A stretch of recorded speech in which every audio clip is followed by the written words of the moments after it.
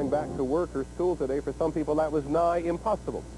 And it never seems realistic so soon after a disaster to put a money figure on damages, but the insurance industry is using the figure $7 billion. It's likely to change. We have several reports. The first is from ABC's Judy Muller. The morning after in Los Angeles. Following a nervous night of aftershocks, the epicenter community of Northridge was still counting the dead. A 16th victim was pulled from the rubble of a collapsed apartment building. Some Valley residents, fearful of returning to their damaged homes, spent the night outside. Many of them immigrants who have terrifying memories of earthquakes back home. Building inspectors condemned one building after another, from Northridge to Malibu. Those who lost their homes were still reliving the horror of the quake. He couldn't get the door open from our bedroom, so he threw it off the hinges, and then he went to the baby, and it was pitch black, and she wasn't crying, and she was still, so we thought she was dead. Some damaged hospitals were forced to close, sending the injured to other makeshift facilities. This triage center set in a parking lot. We're just now starting to get our operating rooms cleaned up. We're still unable to sterilize instruments, so we really can't perform any major surgery. For many, the morning after brought giant headaches that are not likely to go away soon. Just about everybody we talked to is going to be late this morning. Let me give you the alternate routes that are being suggested by the Highway Patrol. Although many people stayed home from work, damaged freeways still created traffic snarls, especially for those who usually commute on Interstate 5. Normally it takes me about an hour, but we've been out here a couple hours now. We've probably got about another hour, hour and a half to go. Every day for months, possibly years, as repairs are made to several major freeways. But on this day, the emphasis was on tearing down and starting over. Electricity is back on? Yeah, that's what she said. Oh. Thank you. Coffee, yeah. And start cleaning up. Many offices and schools remain closed, and tens of thousands of homes are still without water and power. More than 15,000 people are either camping out or living in shelters. Those returning to their homes began assessing the damage. Businesses were also overwhelmed with the cleanup effort. With many stores closed, fast food restaurants were doing big business. Well, I'm waiting for an Egg McMuffin because all they have is breakfast, but, everyone's here for the same thing, so you just have to wait a little while. You just have to wait a while for everything. For highways to be repaired, for homes to be rebuilt. It could be a long wait, long and weary. Judy Muller, ABC News, Los Angeles. This is Tom Foreman.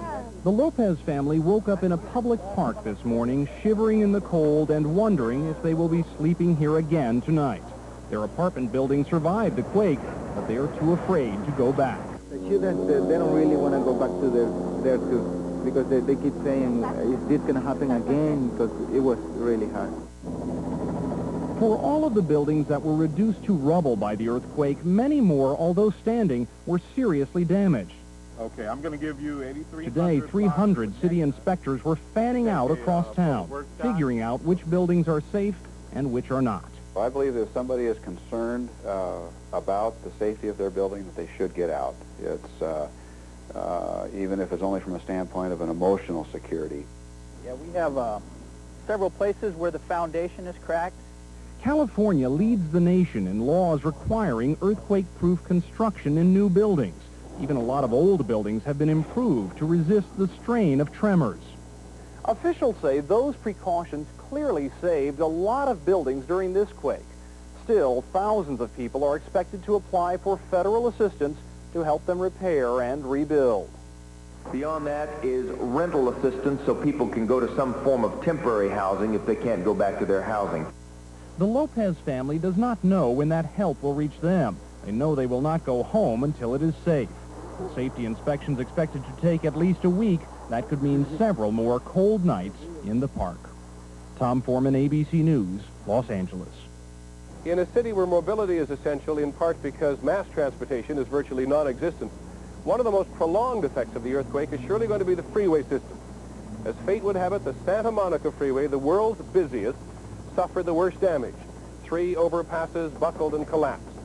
Officials hope to have the cross streets reopened in a week or two, but for the 500,000 people who normally use the Santa Monica, it may be a year or more before the freeway is completely operational. As Judy Muller reported, a 16th body was recovered from the rubble of that apartment complex in Northridge today. Like all the others, he was still in his bed on the ground floor, crushed when the top 2 floors collapsed. And 8 miles away, more than 70 homes were damaged in the town of Sylmar. There, it was not their first experience with such disaster. Here's ABC's Judd Rose. Just another rotten day in paradise. L.A. used to be known as an oasis of sun, surf, and scenery. Then came the riots and the fires, and now the quake. I'm moving to Florida. This is it. 71 in this one. I'm not waiting for the 8-point-something quake. After a big quake, there are always those who say they've had it, they're moving out of California. But few have more right to feel that way than those who live in the town where lightning struck twice. In 1971, Sylmar was the epicenter of a quake that killed 58 and caused widespread destruction. And when the earth shook yesterday, Sylmar was again near ground zero. Many of the 60,000 people who lived here in 71 never left, which begs the question, why? We have open skies here. We have horse properties. It's just gorgeous. And unstable ground. Yeah, but it's only every 27 years. Maybe, but to some it seemed like only yesterday. From 71 to 94, I can't believe it. Gil Matner was one of the many Sylmar residents who lined up this morning to get clean water from the Red Cross. Matner has no water or power. He and his wife slept in their car last night.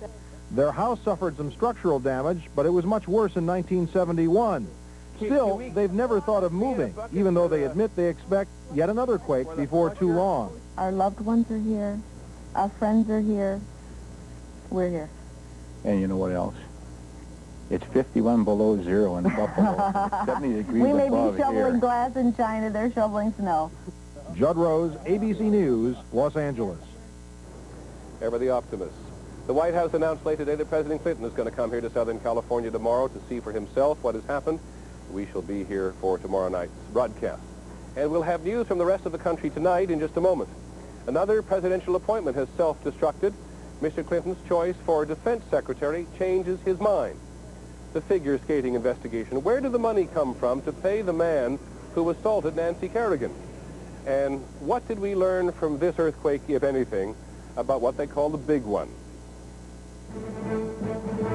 This is World News Tonight with Peter Jennings. Brought to you by Maxwell House Hot Cappuccino.